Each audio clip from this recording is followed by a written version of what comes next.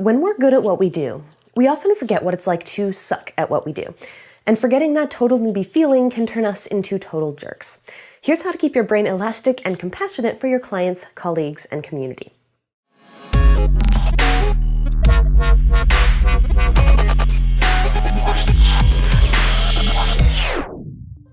We're the Video Doctors, helping entrepreneurs conquer video. We've got new videos every week where we talk about things from technology, editing, and performance to marketing strategy, relationship building, and the systems you need to grow.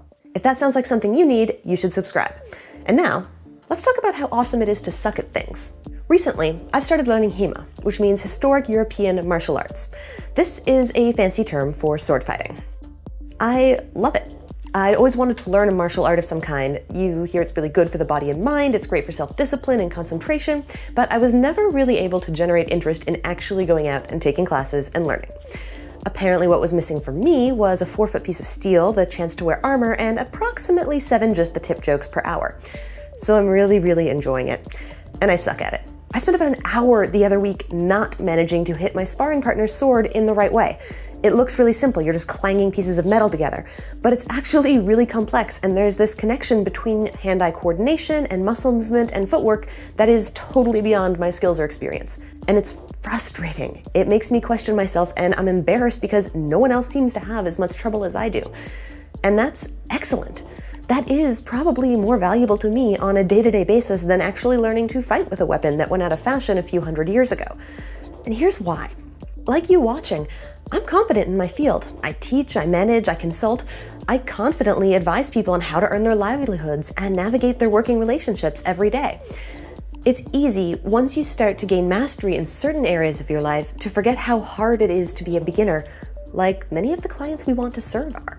We're entrepreneurs. Largely, we don't have professional development days or a governing body saying, this is the new thing you must learn to keep you out of your zone of excellence sometimes. We have to do it ourselves, and I believe that we absolutely must. We take people's money to do things for them that they either can't, or for whatever reason don't want to do for themselves.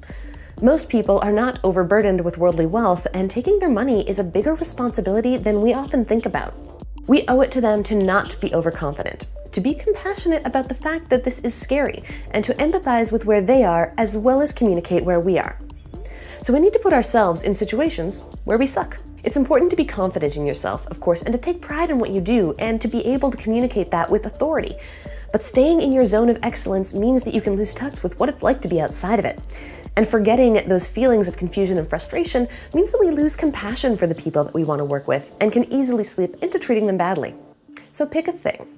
Pick a thing that you know nothing about and start learning it from the ground up. It can be a skill you've always wanted to learn, or a business tactic that's going to pay off for you in the long run, or a hobby that you want to take up just to relax. If possible, take this in a class or a learning environment with some other kinds of students and a live instructor.